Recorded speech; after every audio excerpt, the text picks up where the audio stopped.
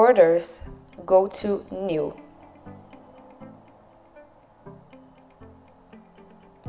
Here you can choose a company,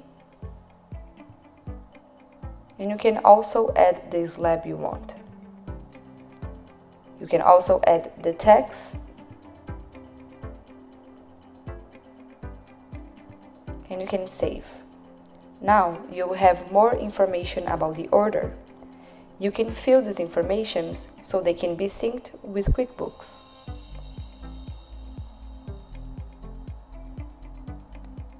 Save and sync.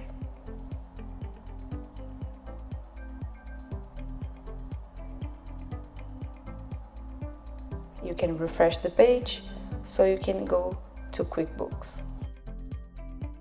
Here on QuickBooks, you have the invoice page.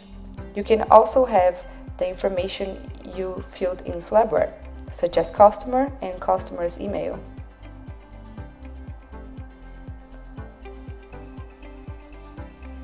You can also see the slab you added and the tax applied.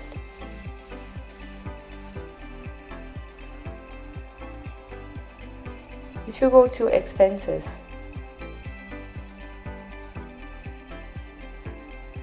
you're gonna see that the slab you added to the order has the quantity on hand 0.